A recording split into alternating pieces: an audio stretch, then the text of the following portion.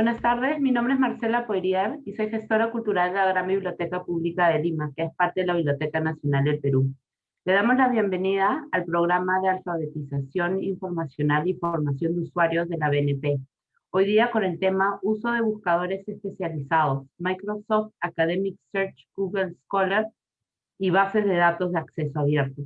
Nos acompaña en esta oportunidad el licenciado Carlos Efraín Quispe Jerónimo, que es bibliotecólogo. Carlos Quispe Jerónimo es especialista en bibliometría y gestión de la literatura científica con experiencia en consultorías y docencia universitaria.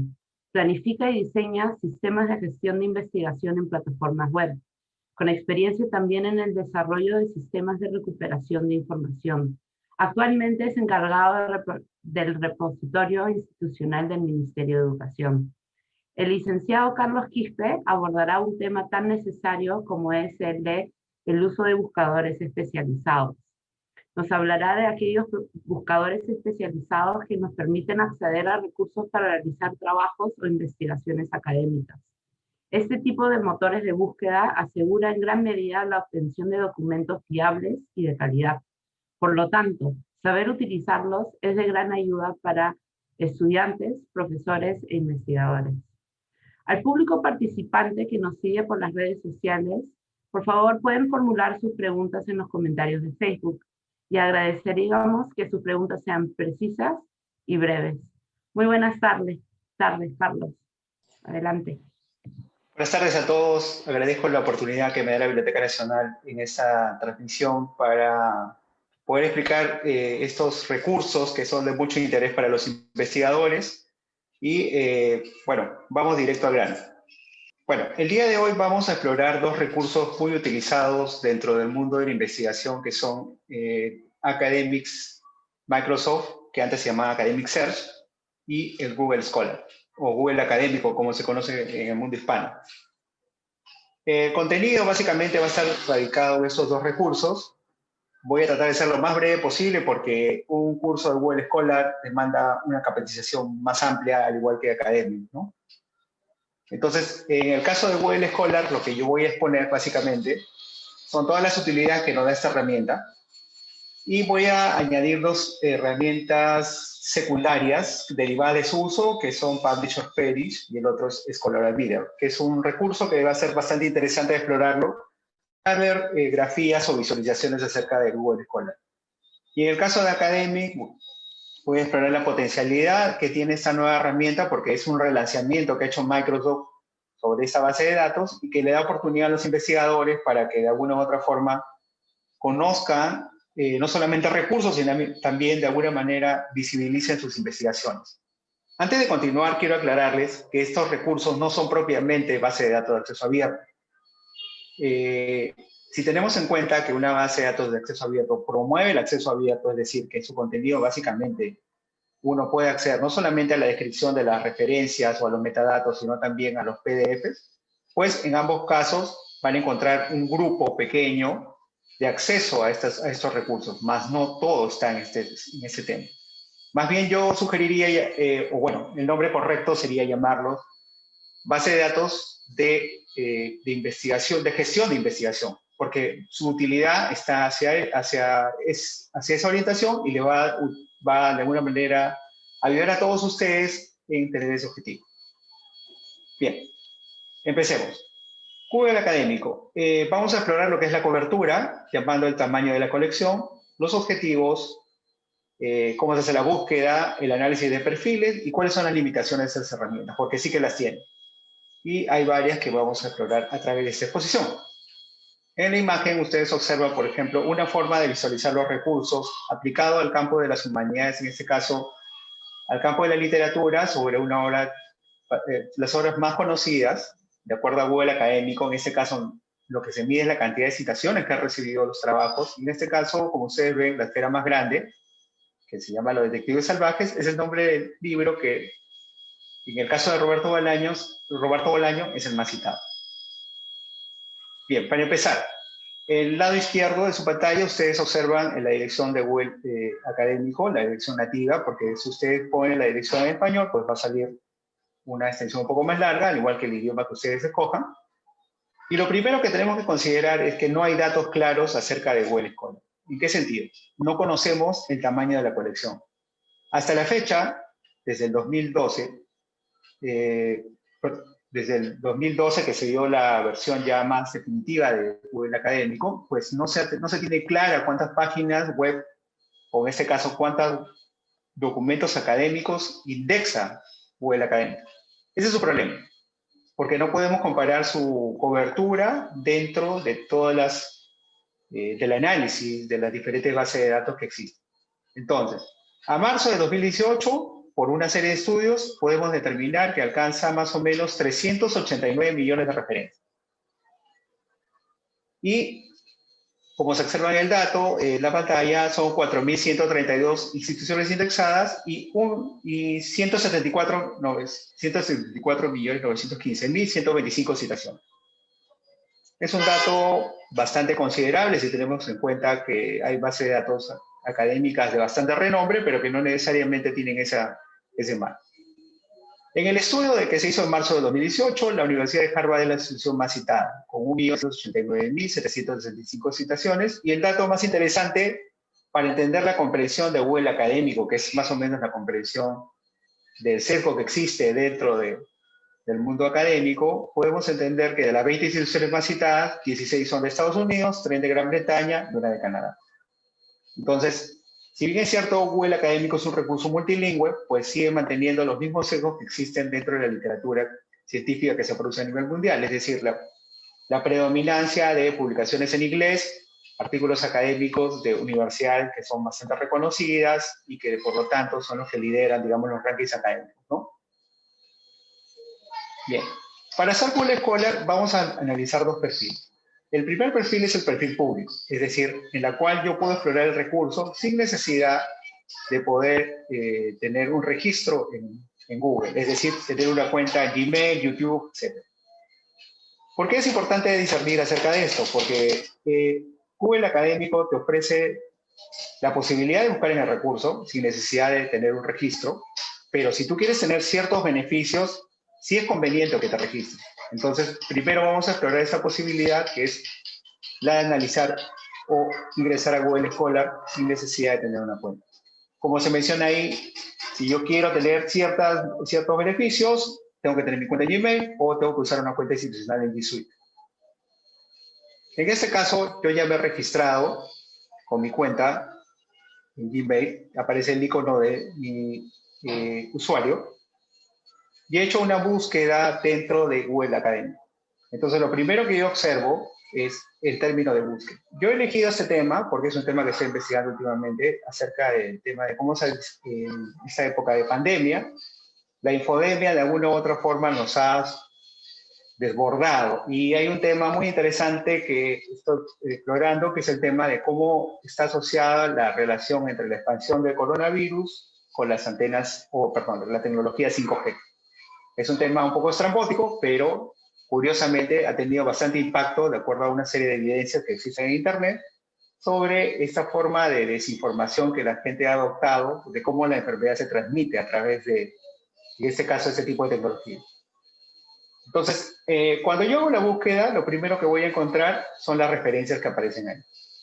Pero por un lado, tengo ese tema, pero voy a explorar los bloques que me ofrece Google Académico. En el lado izquierdo, ustedes observan una serie de filtros que yo puedo aplicar. En este caso, los filtros de fecha, como se aparecen en el filtro de ordenamiento, que puede ser por relevancia o fecha. El criterio de relevancia es el mismo criterio que utiliza Google, es decir, a través de un índice determinado puede calcular la popularidad de un recurso, pero en este caso la mide en función de los accesos en relación con la citación.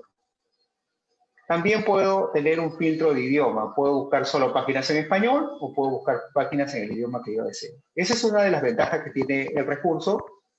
Si bien es cierto, otros recursos lo ofrecen, de alguna forma Google Académico no queda de lado en ese sentido. De la misma forma, yo puedo incluir dentro de mi búsqueda no solamente citas, es decir, no el acceso al recurso ni a los metadatos, sino solamente a las citas. Que esto es bastante útil en el campo de las ciencias sociales y humanidades, Porque una de las grandes ventajas que tiene Google Académico respecto a las otras bases de datos de su tipo, que nosotros podemos encontrar literatura incluso del siglo XIX, que puede ser indexada a través de citaciones. Cosa que no sucede con otras bases de datos académicas, que su tiempo más cercano puede ser de la década de los 80 o 90. Bien. Entonces nosotros en un primer principio exploramos las referencias y podemos encontrar datos que nos pueden servir de alguna manera para nuestro análisis. Primero, encontramos la fuente. Ustedes observan en pantalla que aparece la fuente, en este caso de esta referencia, y que se refiere al Journal of Medical Internet, que es una revista médica que trata de diversos aspectos de cómo la medicina tiene cierto impacto a través de Internet. En este caso hay un artículo muy interesante que ustedes pueden explorar sobre el COVID-19 y la teoría de conspiración que mencionaba hace un momento. Y precisamente es muy parecido a lo que yo estoy tratando de medir acá en el Perú, ¿no? Por otro lado, ustedes tienen los autores, que pueden ser varios, todos los muestra, el título de la revista, y aparecen los primeros datos interesantes respecto a otras bases de datos académicas. El número de citaciones. Es decir, la forma como este artículo o esta referencia ha impactado en el mundo académico. Entonces, eso es medido por la valoración o referencia que se hace del documento respecto a otros artículos. Entonces, encontramos que ha sido citado 53 veces, lo cual lo hace bastante interesante. Los artículos relacionados, es decir, cuáles son los artículos que más o menos yo podría encontrar dentro de la lista que ofrece Google Académico. Pueden ser miles, cientos, decenas, o de repente no hay artículos relacionados. Otro dato interesante, las versiones. Esto que a veces se presta confusión, porque muchas veces el tema de las versiones tiene que ver básicamente con los recursos donde se ha almacenado ese documento. Dentro del mundo académico, en la actualidad se ha expandido mucho el uso de los preprints, es decir, las versiones que antes llamábamos borrador, debido a la expansión y a la velocidad de la publicación en diversas disciplinas. Por ejemplo, el caso más concreto lo vimos en la actualidad con el tema del coronavirus. La cantidad de trabajos que se envían a revistas académicas es impresionante. Los pares ya no se dan abasto para poder evaluar los trabajos.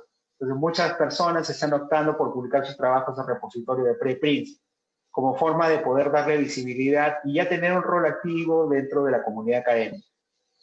El ejemplo más concreto de la función de los preprints es archive.org, que ustedes pueden acceder y pueden encontrar casi, en la actualidad creo que están llegando al 500.000 de preprints de todos los campos de las investigaciones. A pesar de que nació en el mundo de la física, se ha expandido a todos los campos de investigaciones prácticamente. Y otra función interesante que nos ofrece Google Académico es la posibilidad de que ustedes puedan guardar esa referencia en una biblioteca personal. Y les recuerdo, hace un momento les mencionaba que no solamente es acceder al recurso, sino también la ventaja de loguearse te permite que tú puedas almacenar esas referencias y tener tu propia bibliografía. Que al momento de que puedas hacer trabajos posteriormente, no vuelvas a estar buscando lo mismo. Y esa es una posibilidad importante. Otra de las ventajas que les ayuda mucho a los investigadores o a las personas que hacen trabajos académicos, ya sea desde el mundo del colegio o el mundo preuniversitario, pero principalmente en el universitario, es la posibilidad de que nosotros podamos citar. Y en el mundo académico actual, el saber citar es una función principal de los investigadores. Si tú no sabes citar, pues estás en un gran problema. No solamente porque te puedes ser acusado de plagio, sino también porque si tú quieres postular a un proyecto o a una revista académica, tienes que ceñirte a lo que la revista te indica. Entonces, el estilo de citación más popular dentro del mundo universitario peruano son las normas APA versión sexta edición. Entonces, en Google Académico, yo puedo, por ejemplo, referenciar este trabajo sin necesidad de saber mucho sobre el estilo de citación. Obviamente que lo tienes que aprender, pero si nosotros observamos la pantalla, basta que yo le haga clic en una comilla que aparece dentro de la referencia y en la parte inferior me muestra los tres estilos de citación que Google Académico te ofrece.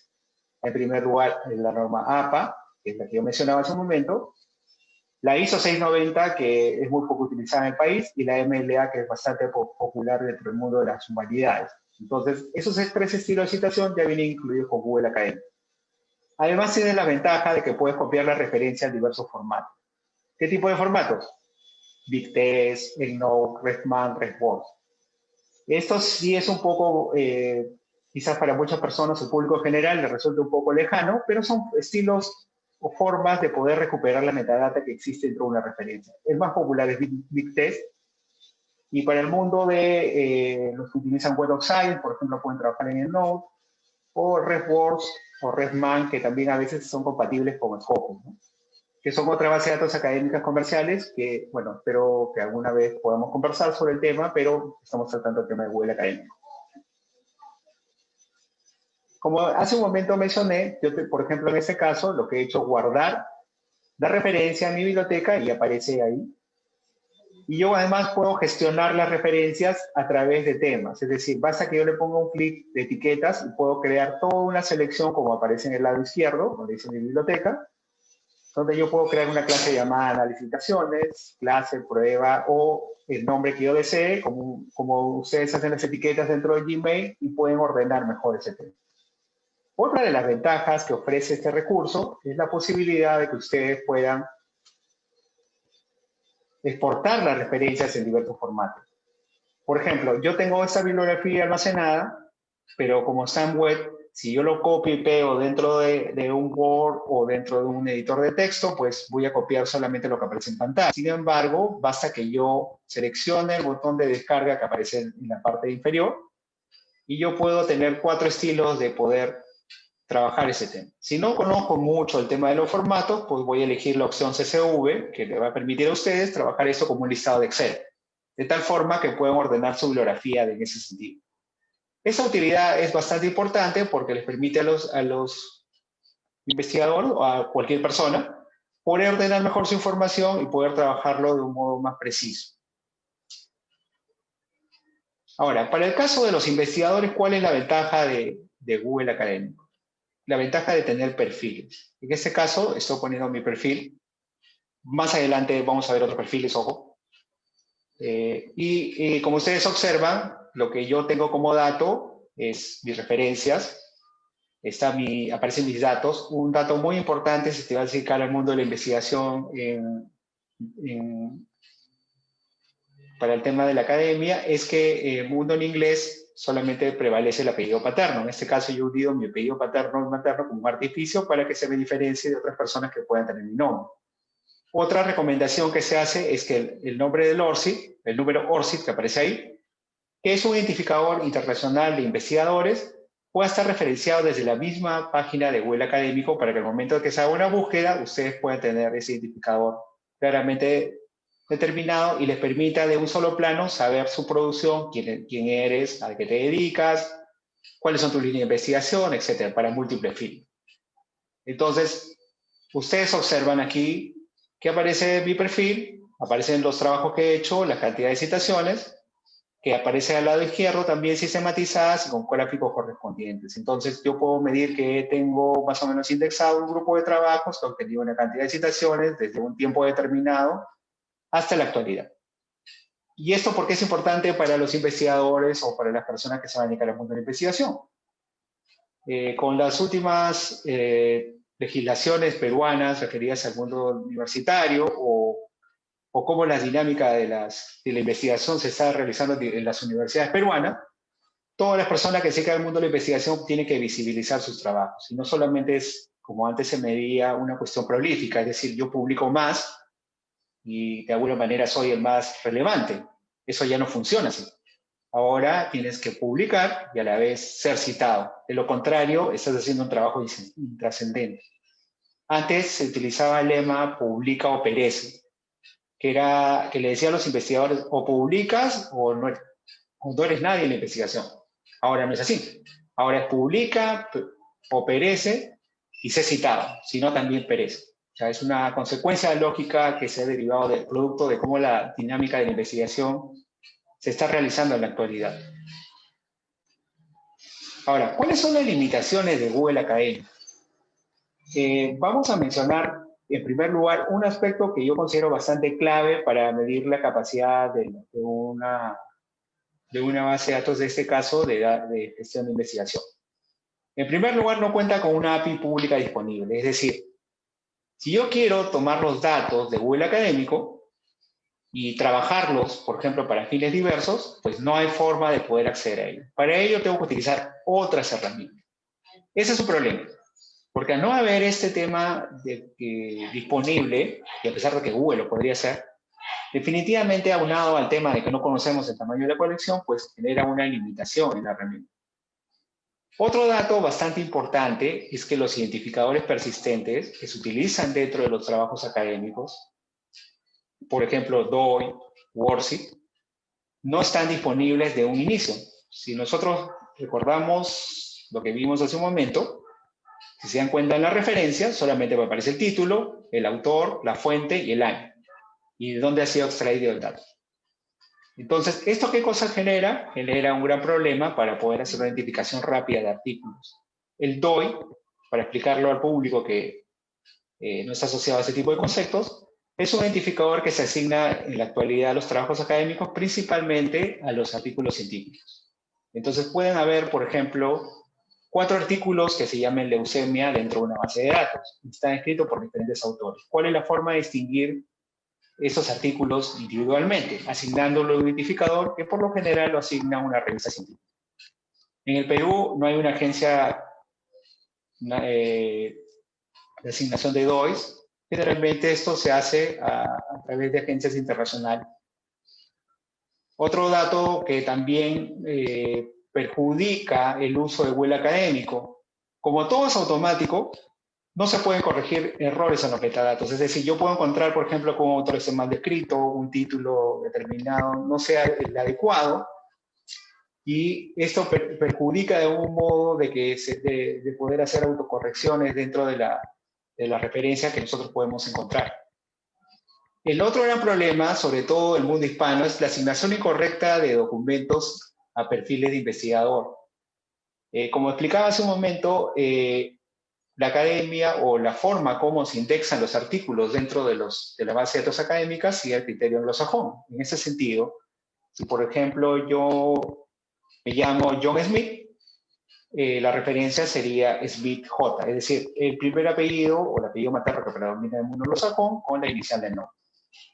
En este caso, nosotros en el mundo de la hispana, pues estamos acostumbrados a usar todos nuestros nombres y todos nuestros apellidos. Y eso que genera ruido al momento de la recuperación de información, porque pueden generarse hasta 5 entradas de un solo nombre, cosa que trata de resolverlo, por ejemplo, ORCID. Pero en este caso, como ya se ha generado este problema, pues pueden encontrar ustedes que de un solo artículo se pueden haber generado 4 o 5 entradas, lo que imposibilita de alguna manera una mejor evaluación en caso de artículos o trabajos. Hay muchos duplicados no detectados. En los trabajos que voy a dejar en esta presentación hay muchas evidencias que estoy poniendo. Por temas de tiempo no los voy a poder tratar detalladamente, pero digamos que eso genera gran problema. Pero quizás la principal crítica que se ha hecho hasta la actualidad sobre el tema de Google Académico es la facilidad con la cual yo puedo manipular los resultados. Entonces, en este sentido, por ejemplo, en el año 2010, Cyril Labé, un físico francés, hizo un experimento utilizando la expresión I can care, en inglés, con I and care, y que él predominó como uno de los científicos más citados de todos los tiempos. Lo que hizo fue lo siguiente: creó una serie de documentos generados por una base de datos que genera documentos fake o falsos, que se llama Scigen, que se utiliza para fines precisamente de detectar ese tipo de papers, ¿no? Creó un conjunto grande, los metió en un repositorio institucional y creó o infló las citaciones. Y eso que generó que I can care, la persona que se menciona ahí, sea uno de los autores o investigadores más citados de todos los tiempos, demostrando lo fácil que es poder manipular este recurso. El mismo experimento fue repetido en el año 2014 por un grupo de investigadores españoles, del grupo de investigación AS3, que lo que hicieron fue un experimento muy parecido a lo del AB.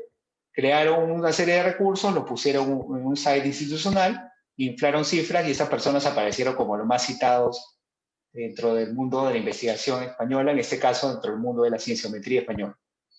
Entonces, Esa es el principal, digamos, la principal dificultad o limitación que tiene ese recurso. Y otro gran problema es que muchas veces nosotros tenemos las citaciones, pero las referencias citadas no tienen un cruce. Y eso es bastante importante porque a nosotros nos interesa saber, por ejemplo, en un artículo muy citado, qué es lo que de alguna manera ha generado esa cadena de evidencias a llevar esta producción. Entonces, de alguna u otra forma, tenemos esa limitación que hace que la herramienta tenga una falencia que hasta el momento no ha podido ser corregida. Entonces, volviendo a nuestro caso inicial, que es decir, que no cuenta con una API pública disponible, una de las primeras preguntas que nos haríamos es, entiendo que Google Académico es una buena herramienta, me puede servir mucho, puedo hacer una serie de, digamos, variantes respecto a una línea de investigación, pero el problema principal es, si no cuento con una API, es decir, una forma de extraer los datos, ¿qué hago? Para eso hay dos tipos de soluciones que planteo, que son las siguientes. Esa es la pregunta que yo me hago hace un momento. Podemos empezar por un software que es un software gratuito. Se llama Publish or Perish. Este software, basado en la expresión que dije hace un momento, publica o perece, Publish or Perish, es similar en inglés, les permite a ustedes tomar los datos de fuentes de datos diversos, por ejemplo, en este caso Google Académico, también puedo usarlo en Scopus, Web of Science, PubMed, el mismo Microsoft Academic, que lo vamos a ver en un momento, pero el gran fuerte es el tema de Google Académico. ¿Por qué? Porque las demás bases de datos sí le van a pedir una suscripción o una licencia con la cual ustedes pueden hacer el análisis de datos correspondiente. Entonces, esta herramienta es muy funcional para las instituciones, para los investigadores, para las revistas, para medir su impacto dentro de Google Académico. ¿Por qué? Porque utilizando esta herramienta nosotros podemos introducir una serie, una expresión de búsqueda cualquiera, y en función de eso me va a recuperar todos los datos y me va de alguna manera a sistematizar todos los datos que se derivan de la investigación. Por ejemplo, es muy importante saber el número de citaciones, como ya mencioné hace un momento, es lo más trascendente en el mundo académico actual. También podemos saber cuántos documentos se han generado a través de un investigador, cuántas citas por año recibe, cuántas citas recibe en un periodo de 10 años, etc. En este caso, por ejemplo, voy a tomar el perfil en Google Académico de Paul Milgrom. Paul Milgrom es el Premio Nobel de Economía 2020, uno de los dos premios, pues bueno, ese es uno de ellos, que es un profesor de economía de la Universidad de Stanford, bastante conocido dentro del mundo de la economía actual, y que tiene su perfil en Google Académico, que lo ha creado la propia universidad. Como ustedes observan, aparecen sus perfiles y aparecen sus trabajos, y en el lado derecho aparecen todas las citaciones que han obtenido. Como ustedes ven, por ejemplo, hasta la fecha tiene 100.662 citaciones. Es una cantidad bastante exorbitante dentro del mundo académico, ¿no? Y si ustedes observan la primera referencia, este trabajo denominado Economics, Organization and Management, tiene 10.759 citaciones. Es, bueno, bastante grande, ¿no? Bien. Entonces, lo primero que quiero que observen es que en la parte superior, donde se aparece la dirección URL de este perfil, ustedes ven que aparece el nombre de scholargoogle.com, citations, una interrogante, user, igual. Todos esos datos que están entre igual y el valor numeral, el valor que aparece dentro hasta la AAA, o no, cuádruple A, es el identificador de Paul Milgrom. Ese dato, cuando ustedes investiguen, por ejemplo, un perfil de investigador, deben tenerlo en cuenta o a la mano, porque nosotros podemos buscar por el nombre del autor o por ese ID, de tal forma que nosotros podamos tener el análisis más claro. En este caso, lo que yo he hecho es tomar el mismo nombre de Paul Milgrom dentro del buscador de Publish or Perish. Ven ustedes, aparece el nombre del autor, Paul Milgrom. Ejecuto la búsqueda e inmediatamente comienzan a aparecer todos los trabajos de este señor. Entonces, ustedes ven el periodo de publicación, son 45 años de trabajos, hay 470 trabajos, hay 99.805 citaciones, Las citas por año son 2.217 citaciones por año. Los que se dedican al mundo de la investigación encontrarán que estas cifras son, pues, astronómicas, ¿no? Bastante consideradas. Aparecen otros factores que para muchos quizás les resulte un poco desconocido, como es el índice H, que lo que trata de medir es más o menos cuántas citaciones puede obtener este estudio por cada trabajo que publique. Y eso se logra con una gran performance de citaciones respecto a los trabajos producidos. Mientras más relevante eres, es decir, más citado eres, es bastante probable que tu índice H sea bastante grande, por ese mismo arrastre que lleva ese efecto. Ahora, tengo todos estos datos, la pregunta sería, perfecto, quiero analizarlos, pero ¿cómo extraigo los datos? En la parte anterior, si ustedes ven por el lado de acá, hay una opción inferior que dice copiar resultados, y puedo tener diversas formas de copiar esos resultados. Incluso existe la posibilidad de las dos primeras, de Search Report, la función básica y la función extendida, de poder copiarlo en Word como una bibliografía. Pero para las personas que les interesa el tema más cuantitativo, es decir, medir más el tema de la performance de este investigador, podemos copiar los resultados al Excel con un encabezado, que es el experimento que vamos a hacer. Perfecto, ya hice el encabezado, simplemente hice un copy-paste y ustedes ya observan que tengo los trabajos de Paul Milgrom ya en una hoja de cálculo, de tal forma que yo ya lo pueda trabajar de mejor forma. Esto no solamente me sirve para Publish or Perish, sino también para otros tipos de software que trabajan con esta tecnología del CSV, y de alguna u otra forma yo tengo ya esta sistematización o esta estructura con la cual yo ya puedo hacer una correcta minería o análisis de datos, ¿no? Bien, la otra opción, aparte de buscar por el caso de Paul Milgrom, es lo que yo les mencionaba, ya hemos hecho el caso del nombre estandarizado del investigador, es buscando mediante el perfil del investigador, o sea, el ID. Como mencioné hace un momento, en el ID ustedes simplemente copian la dirección que aparece después de las variables que mencioné, y donde dice Profile ID, lo que he hecho es simplemente copiar ese ID. Ejecuto la búsqueda y me muestra lo mismo en la parte inferior. Entonces, esas dos formas son dos formas recomendadas de utilizar esta herramienta. Y les va a servir mucho, vuelvo a reiterar, a aquellas instituciones, investigadores, personas X que se quieran dedicar a la evaluación de la investigación para poder discernir cuál es el impacto académico que tiene o un investigador, o una institución, o una revista. Es bastante importante. Ahora, el gran problema que existe hasta la fecha con Google Académico es que vivimos en un mundo donde la visualización de la información es un aspecto bastante relevante en la actualidad. Entonces, la forma no solamente tener data cruda, sino también presentarlo gráficamente. Entonces, si ustedes revisan todo lo que se produce en Google Académico en la actualidad para visualizar datos, todas las herramientas se sustentan en un recurso llamado, un software estadístico llamado R. Entonces, necesitarían conocer R, y en GitHub tienen como 20 proyectos que están trabajando en la actualidad, donde ustedes pueden cargar repositorios para poder ejecutar ese tipo de casos. No es mi intención abrumarlos con R, ni tampoco aburrirlos con ese tema, pero quizás a veces lo podemos encontrar y explicarles algunas de estas herramientas que son bastante interesantes. Entonces, ¿qué hacer para visualizar los datos de Google Académico si no tengo R, o sea, no sé R? ¿Hay algún recurso? De lo que yo he podido explorar, algunos proyectos bastante interesantes pues se han caído o ya no funcionan. Y el único caso sobrevivido hasta la actualidad es Scholarmida, que es el que voy a presentar aquí, que básicamente funciona como una extensión de navegador. Es muy simple, no tienes que instalar nada, sino todo se ejecuta dentro del navegador. Entonces, la idea de Scholarmida es tomar los datos de Google Académico utilizando el sistema de división temática que tiene Web of Science, que es una de las principales bases de datos académicas del mundo, para mostrarte cómo se vería la visualización de un trabajo. La página de descarga aparece ahí al lado derecho. Como bien indica, es un proyecto de la Universidad de Indiana. En este caso, vamos a aterrizar un trabajo de evaluación para un investigador peruano bastante conocido.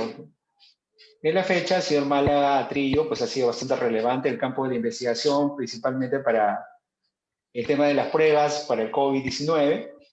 Y vamos a hacer un análisis en función de su perfil dentro de Google Academy. Como ya hemos señalado, la mayoría de investigadores relevantes en todos los campos de la ciencia tienen un perfil dentro de Google Académico para evaluar su performance dentro del mundo, en este caso de la medicina. Entonces he llegado al caso de Google Málaga, tengo todos los trabajos ahí, y como yo ya he instalado el Scholoramider, ¿cómo me doy cuenta? Porque del lado derecho superior, ustedes se darán cuenta que hay una S marcada dentro de un recuadro. Yo lo que he hecho es tratar de buscar alguno de los temas con los cuales el señor, en este caso el investigador Málaga, trabaja. En este caso, la investigación experimental en medicina, la ingeniería biomédica, la bioquímica, la biología molecular. He elegido solamente 3, porque más o menos él tiene asignado algo de 10 o 12 ítems temáticos. Lo único que hago es simplemente elegir estos temas y marcar la opción de ver el impacto, y me va a mostrar un gráfico bastante dinámico donde yo veo las referencias que hay de Málaga Trío en alguno de estos 3 campos en relación a otros investigadores. Si ustedes se dan cuenta, dentro del gráfico, el gráfico dinámico, ojo, en este caso le he hecho un print, se darán cuenta que hay unas líneas gruesas negras intensas. Esas líneas gruesas intensas son los que de alguna manera se determina la fuerza que existe del enlace en cuanto a la citación, es decir, que es un trabajo bastante permanente y fuerte respecto a otros tipos de investigadores que tienen una línea menor. Entonces, ese tipo de aplicaciones quizás no sean las mejores o las más eficientes, pero más o menos me da una idea del poder de visualización que puedo tener en Google Academy. Hay proyectos, como por ejemplo realizado por el grupo S3 que mencioné hace un momento, sobre visualización de Google Académico, pero también son restringidos a cierto tipo de data. Recuerden ustedes también que el aspecto se pone un poco más complejo por el tamaño de la colección de Google Académico. Estamos hablando de millones y millones de trabajos. Entonces, hacer una ejecución o un query dentro de la propia base de datos para extraer la información de modo automático, pues es bastante pesado. Necesitaríamos una tecnología o un hardware muy fuerte para poder hacer ese trabajo, y una conexión a internet pues estupenda, ¿no? Ahora, otra de las ventajas que ofrece Scholoramider es que yo puedo tener APIs públicas basadas en Google Académico, como ustedes observan. Para las personas que tengan cierto conocimiento de programación, acá hay opciones para trabajar en JSON, por ejemplo, que nos permiten de alguna u otra forma poder extraer la información para divertidos. Si están trabajando en JSON, les recomiendo utilizar Firefox porque nos da una mejor visualización de la data. Y no solamente puedo tener la información por el autor, sino también información temática y de alguna otra forma también información respecto a los coautores, lo cual nos va a permitir pues tener un análisis mucho más amplio de ese recurso. Bien, hemos terminado entonces con la primera parte referida a la parte de Microsoft, de Google Scholar, y ahora vamos a pasar a la opción o al motor de búsqueda llamado Microsoft Academic, que es el nombre que tiene actualmente. En la exposición se planteó el tema de Microsoft Academic Search, pero ese recurso ya no existe más. Microsoft Academic aparece una versión 2 casi a inicios del 2018, y a partir de entonces esta herramienta se ha convertido muy relevante dentro del mundo académico. ¿Por qué? Pues lo vamos a explorar. Del mismo modo que hicimos en Google Académico, tenemos los ítems o temas derivados de la base de datos, y en función de eso nosotros vamos a poder explorar más acerca de este recurso. Microsoft Academic, en primer lugar, la dirección de la web aparece ahí, sí es transparente en ese sentido. Es decir, nosotros podemos tener en cuenta cuánto es el universo que se maneja actualmente en temas de publicaciones, citaciones, etc. Según Microsoft Academic, este dato ha sido tomado en la mañana, hay 243.779.579 publicaciones. Estamos hablando de un universo inmenso, que produce 2.331.789.394 citaciones. Es decir, imagínense ustedes el volumen de información que estamos hablando, ¿no? Datos más relevantes, los que aparecen al lado derecho: número de autores, temas de investigación, cuántas conferencias hay, cuántas revistas y otros factores que a nosotros nos pueden interesar, pero que yo he tratado de sistematizar de alguna manera, ¿no? ¿Hay instituciones académicas peruanas? Pues sí, sí las hay varias. Aquellos que quieran, por ejemplo, visibilizar el trabajo de su institución, lo pueden explorar ahí. Basta con hacer una simple búsqueda y tener este aspecto bastante marcado. Ahora, como bien se menciona ahí, el caso de Google Académico, el caso de Microsoft Academy, es bastante interesante porque fue lanzado en 2016, el 2014 dejó de ser, fue dada de lado, en el año 2016 se presenta una nueva estructura con una versión 1, pero en 2018 se lanza la versión 2, que es la más interesante, que es la que vamos a probar y que hasta la fecha funciona, ¿no?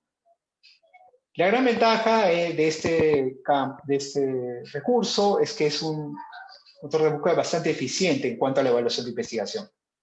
Es un firme competidor de Google Académico y de otras bases de datos, como se expresa en el lado derecho.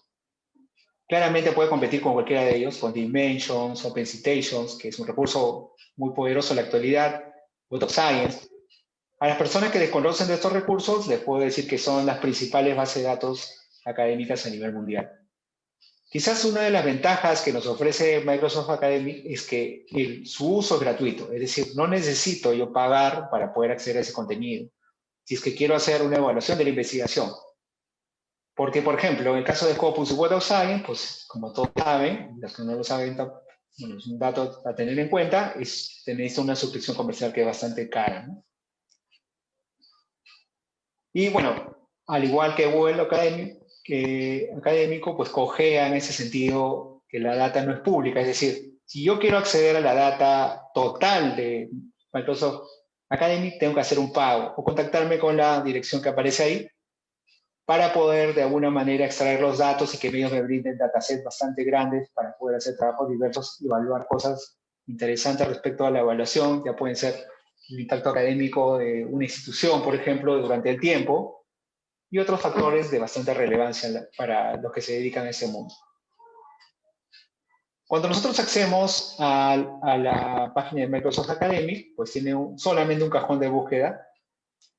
Y una de las preguntas que muchos hacían cuando este recurso fue relanzado fue la siguiente: ¿por qué solo un cajón de búsqueda? ¿Por qué no se permite que accedan más investigadores? Perdón, ¿por qué no se permite que haya un perfil de búsqueda avanzado?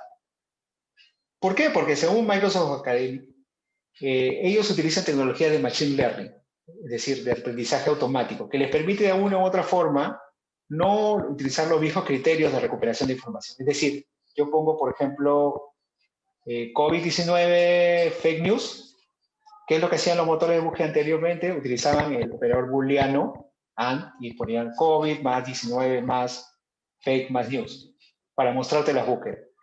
Ese criterio no funciona en Microsoft Academy. Lo que ellos te dicen es que puedes encontrar ese criterio, pero también con Machine Learning ellos pueden hacer una comparación de recursos muy parecidos asociados a valores temáticos o asociados al propio análisis de contenido que potencia la herramienta.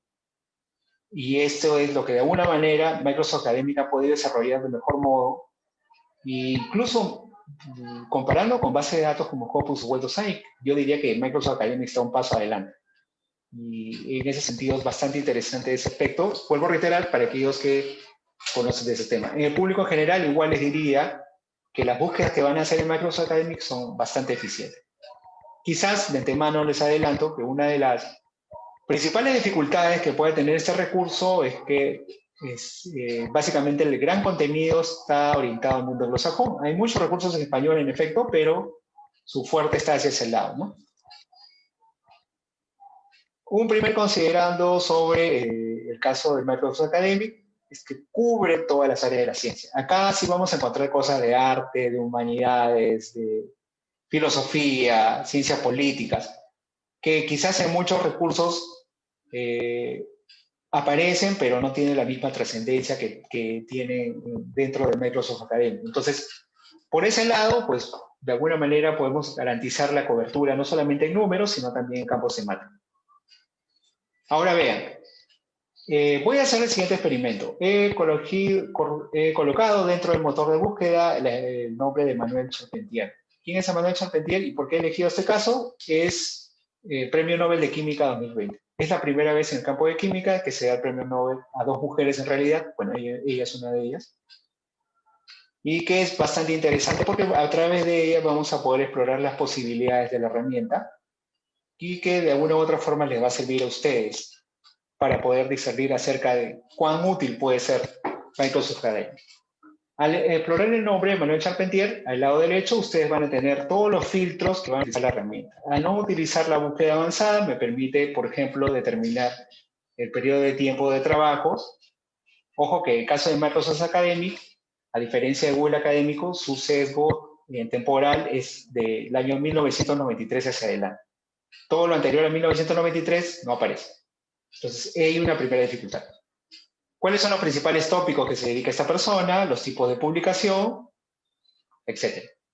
Y en el lado central aparecen todas las referencias de esta persona con el título de los trabajos, la revista donde ha sido publicado, la fecha, los temas, el número de citaciones.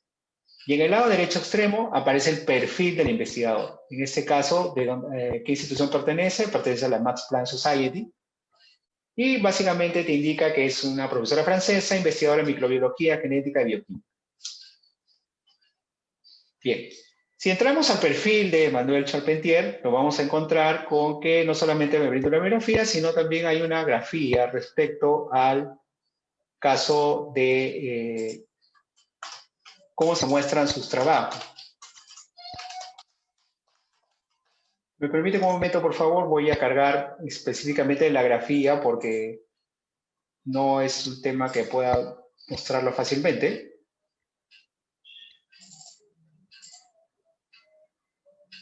Voy a parar la presentación un momento para cargar esta página. Un momento, por favor.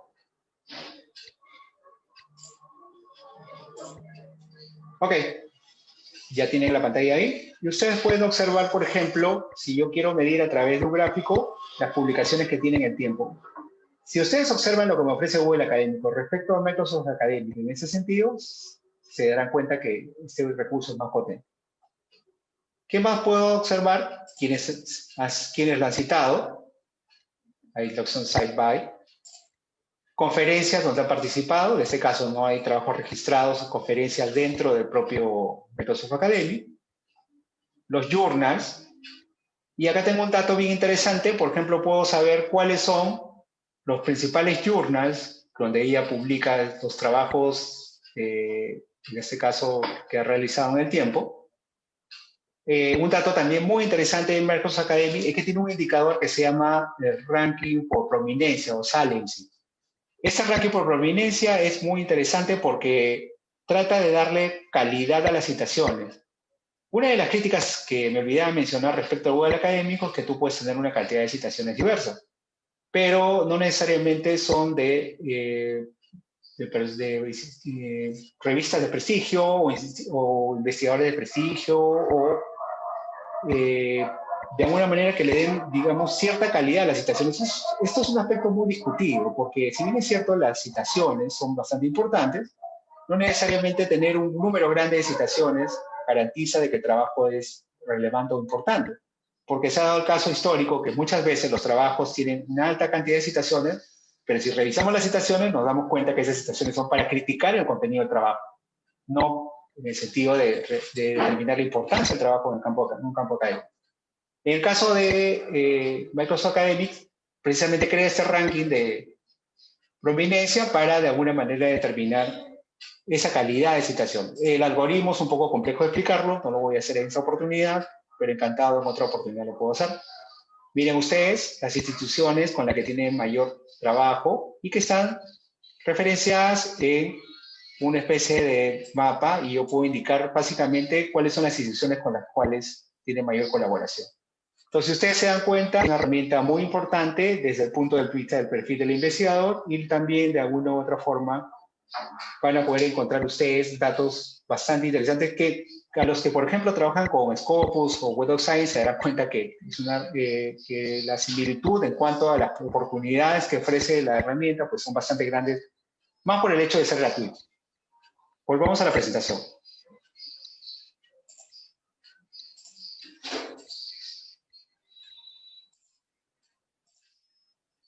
Bien. He hecho un pequeño perfil, por ejemplo, de la Universidad Nacional Mayor San Marcos, mi alma mater.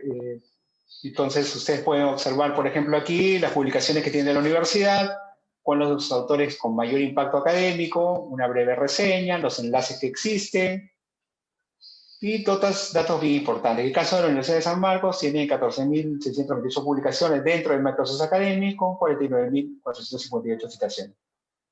Entonces, ahí hay un factor o indicadores de relevancia, ¿no? Si ustedes quieren registrar sus trabajos, pueden registrarse con una cuenta de Microsoft, de Twitter, de Google, de LinkedIn, para que pueda de alguna manera cargar ciertos datos básicos. Ustedes van a tener que subir sus trabajos y de alguna manera poder hacer la evaluación correspondiente. Ahí yo tengo un perfil propio que he creado. Aparece mi número de ORCID, el número de publicaciones que he registrado, académico. Academic sí es bastante riguroso en el acceso de publicaciones, entonces tienen que tener en cuenta ese aspecto para poder ingresar registros o trabajos. Y para terminar ese tema, vamos a decir las limitaciones que tiene esa herramienta, que la tiene también. Tiene menor cobertura que sus competidores. Como ya decía yo, van a encontrar menos referencias aquí que en otros recursos como Google Académico, pero digamos su gran ventaja es la forma o versatilidad que se ha sabido adaptar a los tiempos. No usa búsqueda avanzada. La búsqueda se basa en filtros. Particularmente de mi experimentación, yo he encontrado que no me limita en muchas cosas.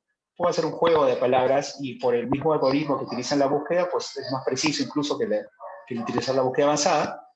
No cuenta con la API pública, ya lo mencioné, no podemos extraer datos, tenemos que contactarnos con un departamento de investigación que tiene Microsoft y hacer un pago. La forma de pago o el costo no es transparente, o sea, ya sabemos que vamos a tener que invertir una gran cantidad de dinero por ese sentido. Y los filtros, digamos, de alguna manera son limitados, porque, por ejemplo, yo cuando hago una búsqueda no voy a poder de alguna manera saber cuáles son los documentos que sí tienen acceso a texto completo, que es lo que mencionaba al inicio, ¿no?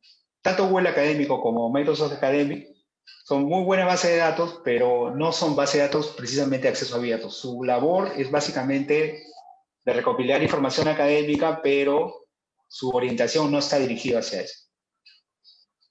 Y quizás una de las principales dificultades. Habíamos mencionado que esta herramienta ya existió hace un tiempo, fue dejada de lado, ha sido relanzada. No podemos garantizar que exista la suficiente inversión o el suficiente interés de Microsoft para mantener Academic en el tiempo. Entonces, ¿eso qué provoca? Provoca que no podemos garantizar si esta herramienta va a ser permanente. Y su principal razón es que no cuenta con publicidad. Ustedes saben que el mundo de Internet, sobre todo de estas grandes empresas como Google, por ejemplo, las búsquedas se monetarizan, ¿no? Es decir, todo esto lleva detrás un respaldo empresarial que invierte fuerte en el tema de potenciar las búsquedas para diversos intereses.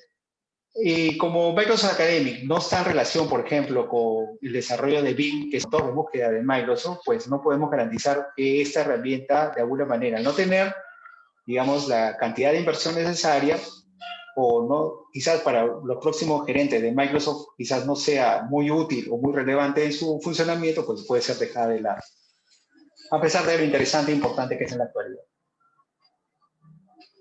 Bien, con eso concluyo. He tratado de ser justo en el tiempo para poder tener las preguntas necesarias y agradezco su atención a estos minutos. Espero haberlos rápidamente haber orientados acerca de estas dos herramientas, que como le dije al inicio es un poco complicado porque para aprender el Google Académico pues tenemos que tomarnos un día entero, igual que Académico, ¿no? Que Microsoft Académico. Muchas gracias por su atención, espero sus consultas. Gracias, Carlos, por tu presentación. Te voy pasando los saludos que nos han llegado a través del Facebook. Nos mandan saludos desde Huancayo.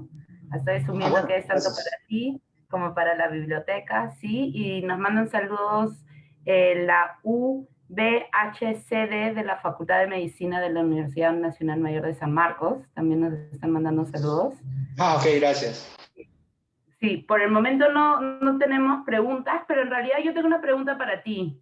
Un comentario en realidad que a mí me hubiese encantado recibir una charla así justo cuando estaba en la universidad, ¿no? Porque me hubiera ahorrado un montón de investigación aparte, de buscar cómo citar, dónde encontrar artículos, ¿no? Entonces espero que esto haya sido aprovechado por docentes y estudiantes también, ¿no? No solo investigadores.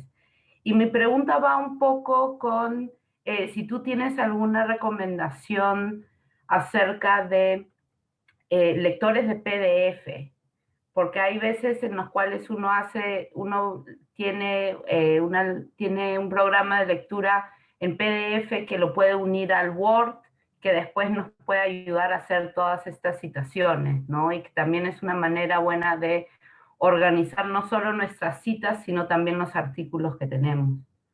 Quería saber si tienes alguna Eh, sugerencia. Creo que parte del programa incluye la capacitación de Mendeley, estoy ¿Ya? equivocado. ¿Ya? Creo que ese sería el software junto con Zotero que, digamos, podríamos utilizar, porque tantos Mendeley como Zotero son herramientas que yo puedo incluir dentro de un navegador, hacer la instalación local.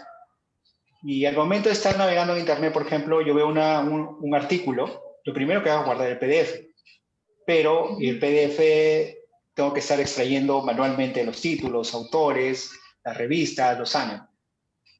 Tanto con Mendeley como con Zotero basta con hacer un simple clic en un botón determinado y toda la metadata se descarga en este gestor y posteriormente cuando yo esté haciendo mi trabajo académico redactando, invoco a Mendeley o a Zotero y no solamente me genera la citación ordenada a través de una bibliografía, sino también el estilo de citación. Yo, por ejemplo, digo, tengo todas estas 50 referencias, voy redactando y pongo según Pedro Pérez, del año 2018, página tal, y al momento de invocarlo, simplemente pongo generar bibliografía, por ejemplo, el estilo de citación APA6, automáticamente lo transforma. Entonces es una herramienta de mucha utilidad en la actualidad para los investigadores. Ahora, Mendeley tiene una ventaja sobre Zotero en ese sentido de los PDF, porque a la vez que yo descargo la metadata, descargo los PDFs, y dentro del PDF yo puedo hacer trabajo, puedo hacer resaltados, puedo hacer notas, compartirlos con compañeros del grupo, le puedo decir, mira, esto nos puede servir para el marco teórico, o este párrafo nos puede servir para reforzar nuestra hipótesis, etc. Entonces creo que en ese sentido el uso de tanto Zotero como Mendeley pues puede ser funcional a tu consulta. Ya. Sobre lectores de PDF sí es un problema porque es un formato muy duro, muy pesado. Digamos que para los usuarios es un poco feo utilizarlo, ¿no? Claro. Pero hay formas de poder trabajarlo. Si tiene una buena maquetación, quizás yo lo podría transformar en un formato EPUB, que es el formato que desde mi punto de vista es más recomendable para las personas que trabajan con ese tipo de documentos, porque el formato EPUB tiene la ventaja de que el contenido se adapta a la pantalla. Por ejemplo, ¿cuál es el problema que tengo yo con un celular, con una tablet, con una computadora? Quizás en la computadora pueda leer bien el PDF, pero si yo tengo una tablet, tengo que estar haciendo zoom para abrir, para ampliar, para reducir, y en el celular es peor, o sea, bastante dificultoso leer. Entonces, EPUB lo que hace es adaptarse a la pantalla. Entonces, si yo tengo el celular, el formato automáticamente se adapta a la pantalla. La dificultad radica en aquellos documentos que tienen gráficos, mapas o cosas bien exhaustivas que uno que tiene que hacer un super zoom para poder explorar. Entonces, ese sí es un gran problema que ningún formato lo puede resolver, ¿no? Bueno, sí, mil gracias por tu charla, por tu conversatorio, por contestar la pregunta también. Este, y queremos agradecerle a todas las personas que nos acompañan en este conversatorio. Les recordamos que la Biblioteca Nacional del Perú desarrolla una programación cultural virtual atendiendo las necesidades de estos tiempos en los que debemos permanecer en casa. Todas estas sesiones, incluyendo la que hemos visto con el licenciado Carlos Quispe, están siendo grabadas y se colgarán próximamente en las redes sociales de la institución, tanto en Facebook como en YouTube. También les sugerimos que revisen nuestro podcast, que está muy bonito, ¿sí? Asimismo, la Biblioteca Nacional del Perú está presentando por primera vez el programa de ciencias en modalidad virtual, en el que se desarrollarán temas actuales que contribuyen a promover el conocimiento y la investigación científica en el Perú y su contribución al desarrollo del país. Se desarrollarán 9 conferencias magistrales desde el lunes 19 de octubre hasta el viernes 6 de noviembre. Los días lunes, miércoles y viernes en el horario de 7 a 8:30 p.m. Las inscripciones están abiertas y es totalmente gratuito, y a quienes asisten se les entregará una constancia de participación.